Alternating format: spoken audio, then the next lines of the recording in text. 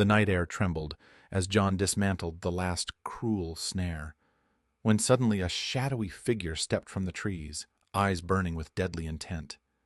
The savannah fell silent, but then an unexpected sound shattered the stillness. A herd of towering giraffes appeared, moving toward him with an eerie, almost knowing calm. But what happened next will shock even those who thought they'd seen everything. But first, let's go back to the beginning.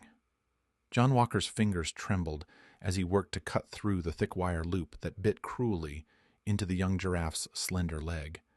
The animal's panicked eyes, wide with terror and pain, locked onto his face, as if begging for mercy in a language John wished he could understand. The dry savanna grass whispered around them in the early morning breeze, but the air felt thick with something darker, an oppressive tension that clung to his skin like sweat. This was not some distant tragedy he had read about or seen on a screen. It was raw, brutal reality laid bare before him, and it ignited a fire deep within his chest. John's mind raced back to the words he had overheard from Mike Hayes just days before, the local hunter's cold justification for his traps. "It's necessary," Mike had said, voice low but fierce, "to keep balance, to protect the people who live here. If those animals run wild, they'll destroy everything." But the gleam in Mike's eyes told another story, one of greed and convenience, not stewardship. John had met Mike once, and the man's charm masked a ruthless pragmatism. Mike's land was shrinking under pressure from tourism and government regulations, and the snares were his way of clawing back control, pocketing quick cash from the black market ivory trade. There was no balance here, only exploitation. Every snap of the wire cutter against the rusted snare was a strike against injustice, a small rebellion in a battle John knew was far from over. The giraffe shuddered violently, the wire's cruel grip loosening just enough for John to pull it free. But freedom came with pain. The animal limped, wary and uncertain, every movement a reminder of the trap's merciless design. John wanted to reach out, to soothe the frightened creature, but he knew better than to risk spooking it further. Instead, he backed away slowly, feeling the weight of responsibility settle on his shoulders like a stone. Anger churned inside him, not just at Mike Hayes, but at the system that allowed men like him to act with impunity. The local wildlife authorities were understaffed and underfunded. Anti-poaching laws were often ignored or corrupted by bribery. For every animal John might save, countless others were lost to traps, bullets, and indifference. It was a war fought quietly beneath the surface of the stunning landscapes he loved, a war where humanity's greed clashed violently with nature's fragile resilience. John's camera hung forgotten around his neck, the lens catching the first rays of sunlight filtering through acacia branches. He wanted to capture this moment, the raw truth of the savannah's suffering. But more than that, he wanted to expose the cruelty. The thought of Mike's smug face, pocketing his profits while animals paid the price, fueled a growing resolve. This was no longer just a story for his photography portfolio.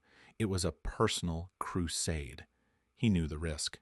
Mike Hayes was a man with influence in the nearby villages, backed by a network of hunters and traders who thrived on secrecy and fear. Confronting him meant putting himself in danger. There were whispered stories of men who disappeared after crossing Mike's path. But John's compassion outweighed his caution. The cries of that young giraffe, muffled but vivid in his memory, haunted him. To remain silent was complicity. As the giraffe limped out of sight, merging with the distant herd, John stayed rooted in place, his breath heavy, his heart pounding with a mix of triumph and dread. The injustice that had sparked his anger wasn't a solitary event. It was a symptom of a deeper, systemic rot. But in this moment, his fury was a flame kindled into action. He vowed that freeing this one giraffe was just the beginning. Whatever it took, he would fight back against the darkness, creeping over the wild places he loved so fiercely.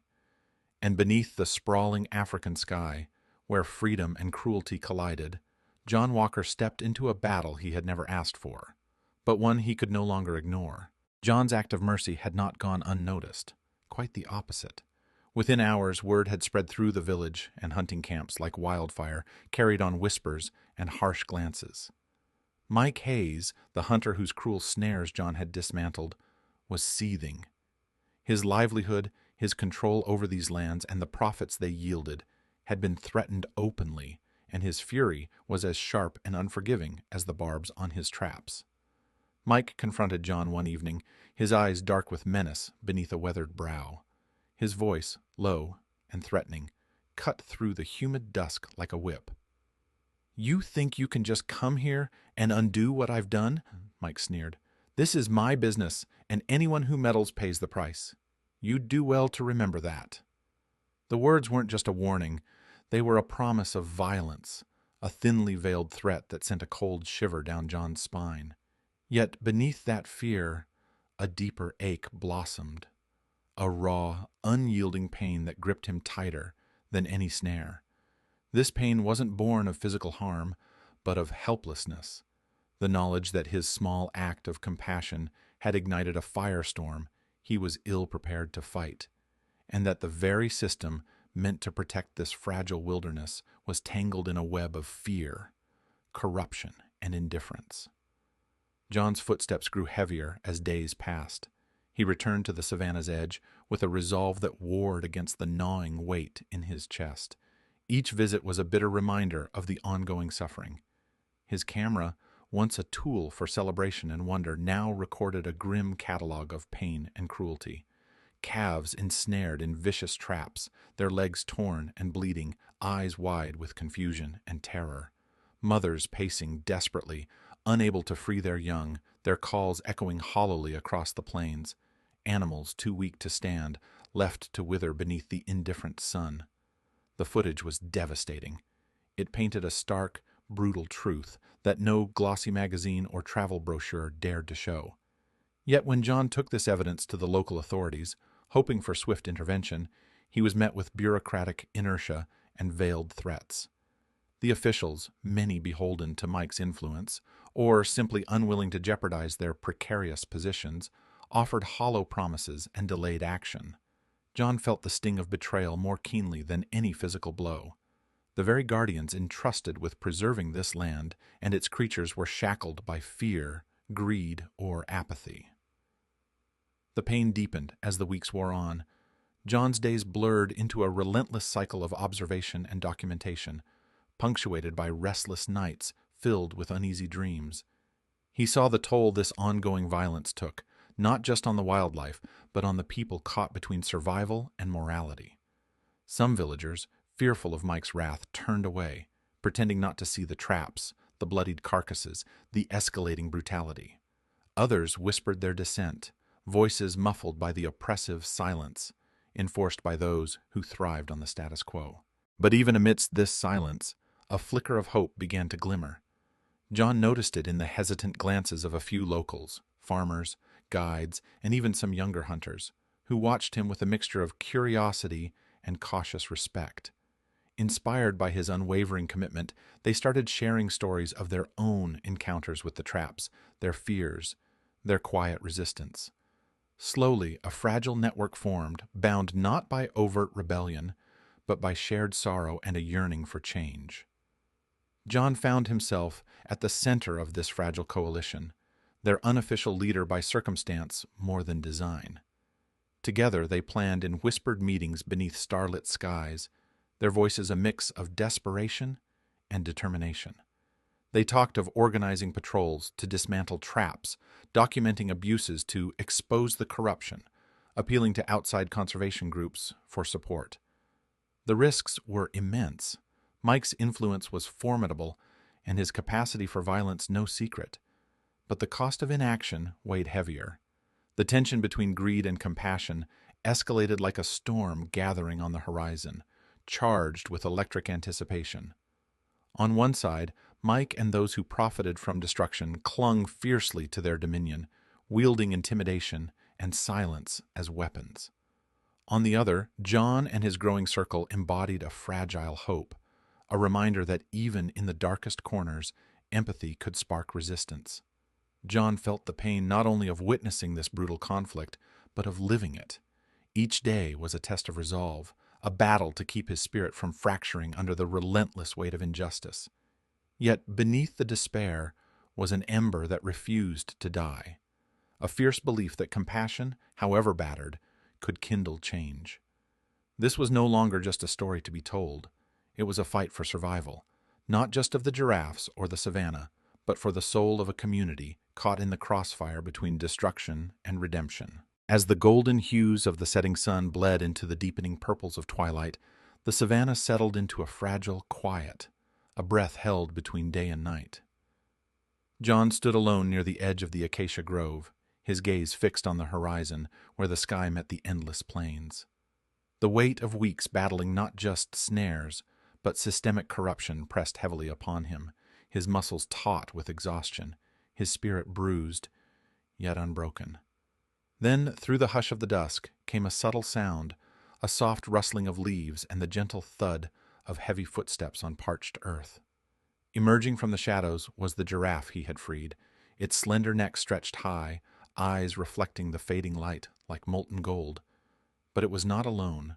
Behind it moved the entire herd, a procession of towering grace and quiet power, their coats dappled with the fading sun's last light.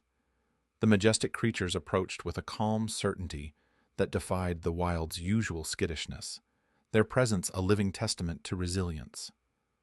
The moment held an almost reverential stillness, as if nature itself had paused to honor the silent covenant between man and beast.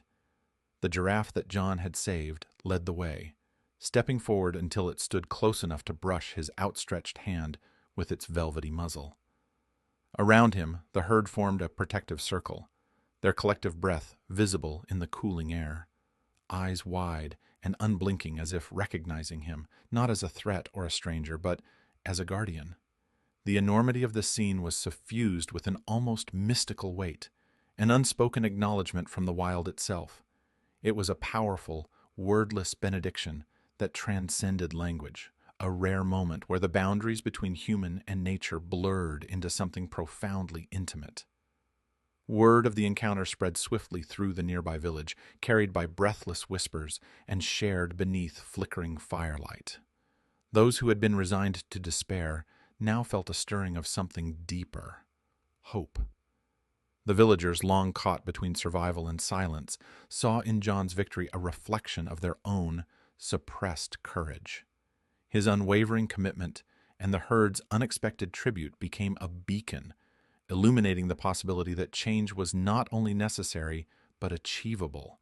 It was a spark that ignited collective will, a reminder that justice could bloom even in the harshest soils. Emboldened by this extraordinary affirmation, John and the coalition he had quietly nurtured gathered their strength.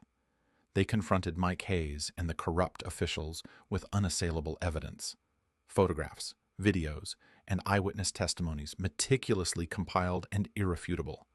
The presence of the villagers, united and resolute, erased the shadows that once cloaked Mike's influence.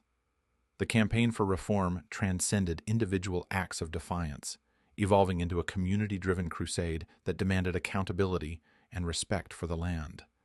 Under the growing pressure, the snare traps that had long been instruments of suffering were systematically dismantled. Enforcement of hunting regulations, once perfunctory or absent, became stringent and consistent. Conservation initiatives gained momentum, supported not by distant bureaucrats, but by those who lived with the land's heartbeat daily. The savannah began to heal. Scars left by greed softened as the cycle of destruction slowed, the air cleared, and wildlife slowly reclaimed spaces long threatened. John's triumph was not a fleeting victory for a single animal or even a solitary herd. It was the embodiment of justice's endurance against cruelty, the power of compassion's defiance over calculated greed. His story, captured through the lens and lived through sacrifice, transcended local boundaries to resonate globally. It became a clarion call that echoed in the hearts of millions who recognized the universal truth: those who cannot speak must be championed, and standing up for them can alter the course of destiny. The legacy of that evening, the quiet moment when a herd honored a man, rippled outward like waves on still water. It inspired a movement, a reminder that courage rooted in empathy could disrupt the darkest cycles and restore balance to a world teetering on the edge of despair. In that twilight communion between human and wild, hope was reborn, and the savannah's story was rewritten, not as a tale of loss, but as a testament to resilience and the indomitable spirit of justice.